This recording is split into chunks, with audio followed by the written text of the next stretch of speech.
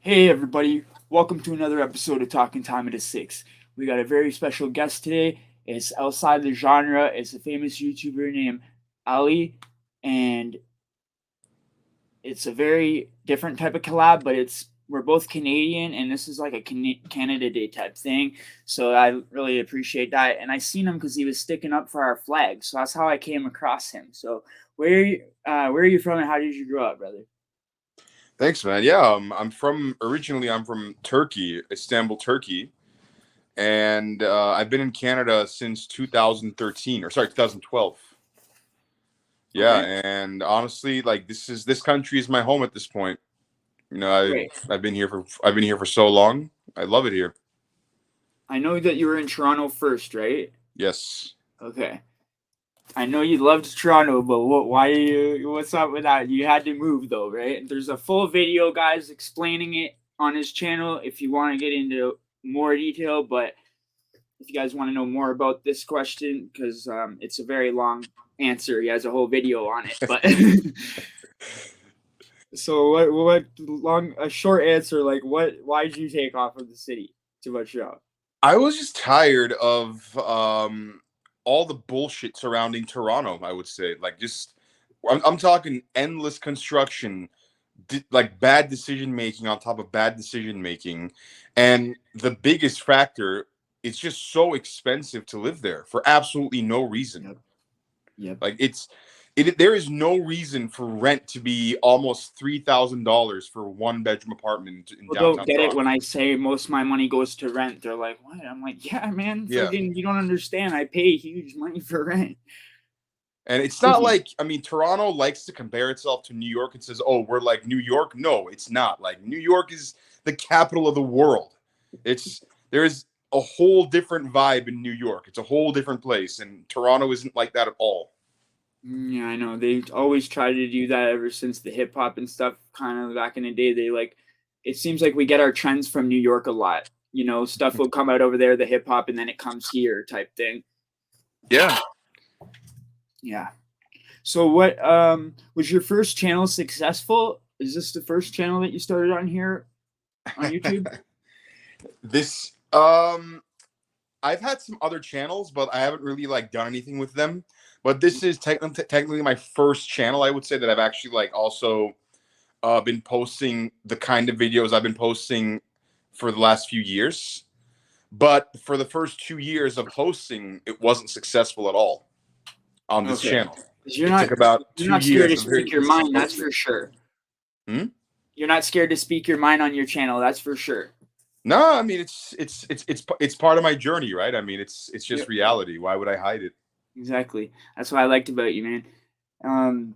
Why did you start YouTube in the first place? Well, I was initially on TikTok, and I knew I just had to kind of get off TikTok and onto YouTube because that's kind of like the equivalent of going pro, if you will.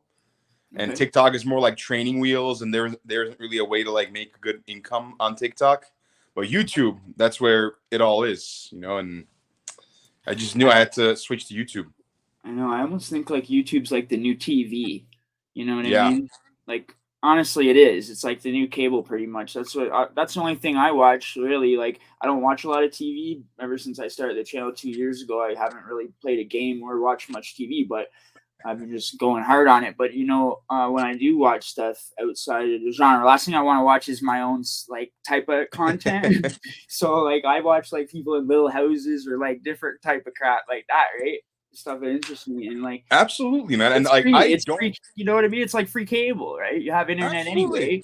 absolutely. Like, I don't have Netflix. I don't have the only thing I have is Amazon Prime, and that's because I actually buy from Amazon often. Right. But I don't have Netflix. I don't have Disney Plus. I don't have Crave because I'm like, Yeah. your shows suck.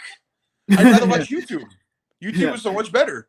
Exactly. And it's like more real. I like the realistic stuff and I like seeing people come from basically nothing. And that's what I love about YouTube.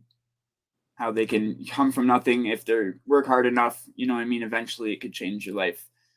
And how did you find like your hidden talent that you were good at this? Like how did you figure out you were good at speaking and making videos and all that? Well, I wasn't good at it. I wasn't good at it at first. Okay. That's I don't know. Like people seem to think like it was just a very natural thing for me. It was the opposite, I would say. I mean, I had a very severe stutter growing up Mhm. that I couldn't, for some reason I couldn't talk properly. And when I started to make TikTok, I think it was a combination of timing and luck. My channel, like my first TikTok page, blew up. I'm talking like 15,000 followers in the first month, and within I think 6 months, I passed 500,000 followers on TikTok. So it was during Nice. that initial rush of like craze on TikTok, and that kind of just like fueled the fire in me to like just tell better stories and just make better videos.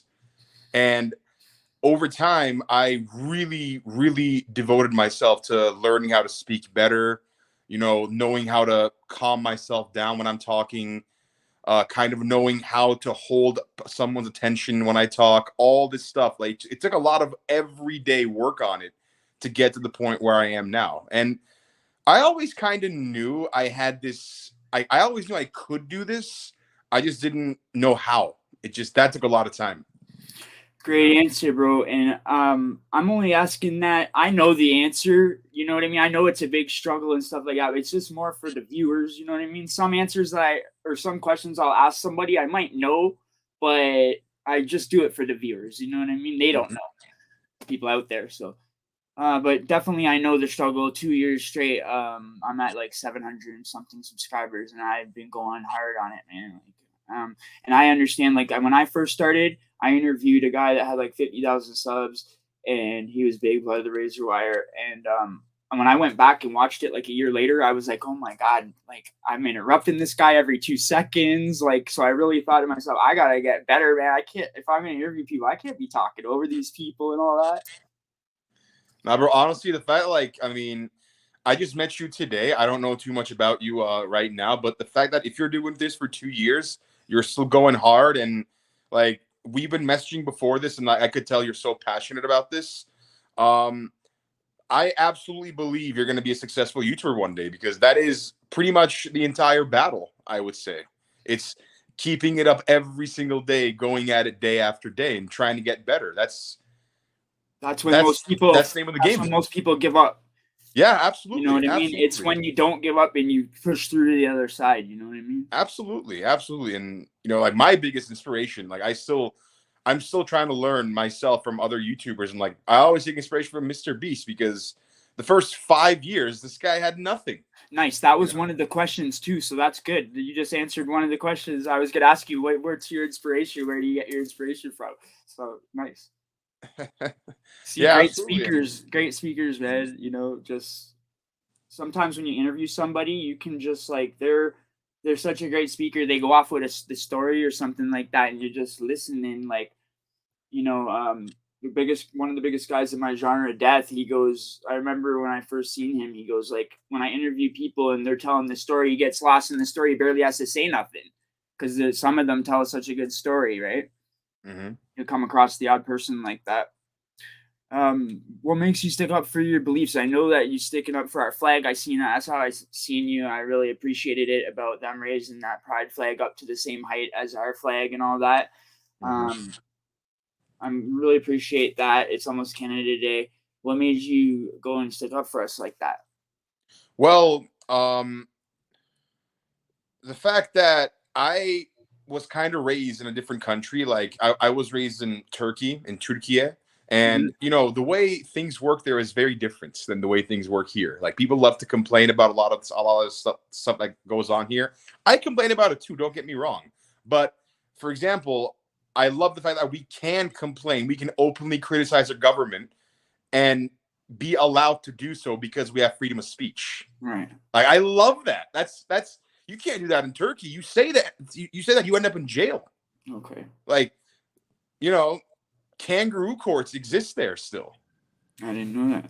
Yeah, like, I remember I was talking to one of my friends here. He's from Ottawa, born and raised there, and I was explaining to him how some of the justice system, like some of the cases in Turkey work, and he couldn't believe it. He's like, wait a minute, so like they don't follow democracy? Like how do they ignore evidence? I'm like, he couldn't believe that was a thing, because the way he's known justice to be, it's the only way he's known it is Canadian, where you have Right. evidence, you have a lawyer, you go Yeah. off what's right, essentially, right? Yeah. And I love that. And also, this is also something I had to really understand. I mean, I'm fortunate enough in my life that I've never had to be in a war. I've never had to fight in a war. I've never had to, fight for the flag to defend it, right? People before me did, right? People before me had to fight for that flag. They had to literally fight and die for that flag, and that's got to be respected, 100%. No matter what country you're in, that's got to be Exactly. respected. And I don't think you should fly any Remembrance flag, Day. whether it's the pride flag, whether it's any other flag, next to a country's flag, because I think it's disrespectful. Thanks. My grandfather was in something, one of them, and I know he fought. He was like 16 when he went in. There's a picture of my grandfather. He passed when I was like 1, so I don't know him that well on my mom's side. But there was a picture I seen of him in his uniform, so I know that much. He was, Mm-hmm.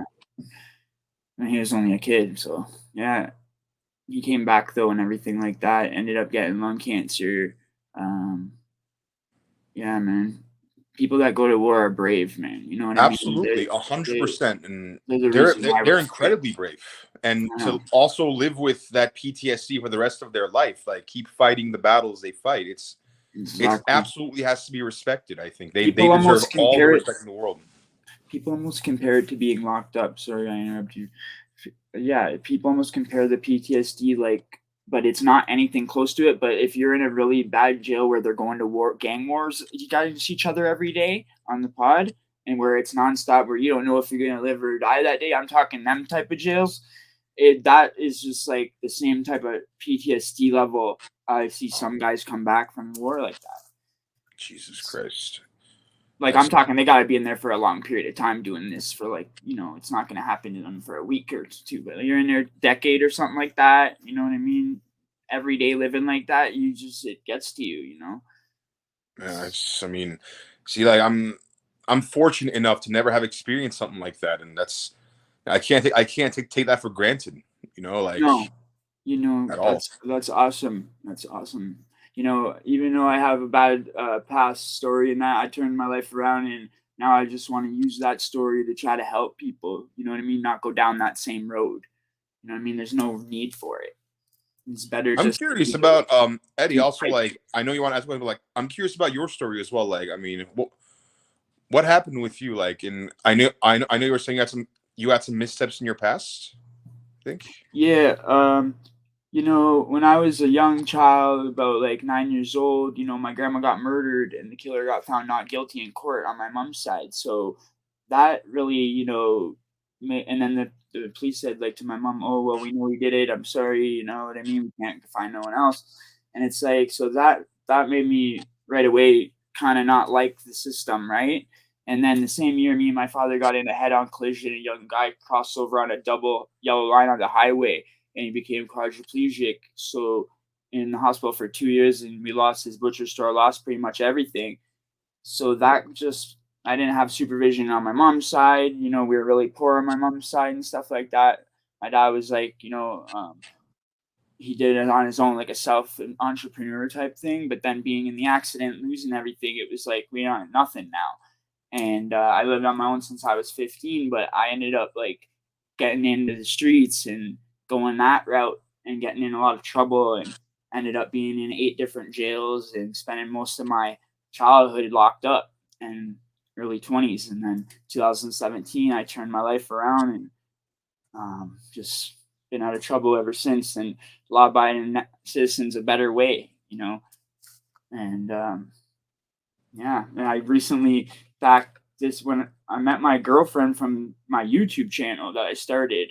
She was from the West Coast, from born in Arizona, and she was raised in Reno and moved to Nevada. She was watching my channel. She was supportive and stuff. We met and we dated 5 months online, and it got really serious. And she actually came here to be with me, and we started like a little couple channel, and that's like kind of like a spin-off from if they want to see more. And it gives me a way to not just speak about prison stuff on YouTube. You know what I mean? I want to be able to speak on different topics, not just always my past and the thing. Because people sometimes hear a story, and I'm talking about when I was a youth, or in my early 20s, and I don't want them to think that's me now. You know what I mean? These are stories. I'm not trying to glorify violence or jail in any way. It's just I want these young guys, like when I was 12, no one to, you know, look up to or nothing, no internet or nothing. So I hear rap music, think that that's the way to be, think it's cool, listening to gangster hip hop and rap and all that. And then I'm thinking that's cool. And in Toronto, I'm a minority, so I grew up with all like black and Asian people. Basically, I'm like in the jail, the only white guy. You know what I mean? So it's like it's very like it's very different in there. You get treated really bad in there when you're white. I don't know why, but you got to fight for everything. Your food, they'll take the food if you don't fight for it. Wow, man, It was hell. That's insane. I mean, wow. Yeah, so I know now it's just like this is my thing, This is where I found out like okay, people want to hear about this stuff. When I seen 23 and 1, I was like, wow, people want to hear about this stuff. Because I tried to do a gaming channel, but there's so many of these guys with all kinds of money unboxing all this stuff all the time. I ran out of money. I can't keep buying stuff and unboxing it, or and then it's just like it wasn't my thing. You know what I mean? I was good at games, but it just wasn't my thing because I couldn't really be myself. There's so much like kind of kids watching all the time, so I couldn't really be my personality and tell my real story. So I'm kind of just like don't know what to say type thing. But now we're there, I could actually tell my life story and stuff like that. I didn't know people would actually want to hear about something like that, but it seems like they do. So you got a very interesting story, man. I mean, wow. Just thanks for sharing that with me. I appreciate hearing that. It's your interview, but you asked, so I just had to give you a little bit of it. But yeah, there's a lot I talk about. There's been a few interviews where I went into a great detail when I go on other people's channels and they've interviewed me and stuff like that. And I told stories for like the first 4 or 5 months, 6 months before I even started interviewing people. The way I started it, I went on a guy's channel and got interviewed. I went on Doc TV 813 from Florida, and he interviewed me, and then his subscribers were like, "Hey, you should start a channel," and like 20 of them came over and subscribed. So that's how I started. Wow. It was cool. I'm happy you're doing this now, man. It seems like, I mean, it really does. I mean, I was saying it before, even messaging you, I can tell you have a real passion and love for doing this. And that's yeah, awesome. I basically it's really treat cool this like my new hustle. You know what I mean? Growing up, I was always a hustler and stuff like that. So this is like my way to keep my mind focused, and it's a legitimate hustle. You know what I mean? So that's the way I look at it. It's awesome, man. So what are your plans for the future? My plans for the future, honestly, I mean, I actually posted my 1,000th video today on YouTube. I seen that. Right? Congrats. It's thank you. It's kind of like another milestone. But the next thing I want to do is I want to get to 2,000 videos. I want to just keep posting. I want to make more long form content in the next year here. I want to get more into that. But I think I'm going to always be posting shorts just because I've really built this, I think, really well. And I enjoy making them. It's a lot of fun.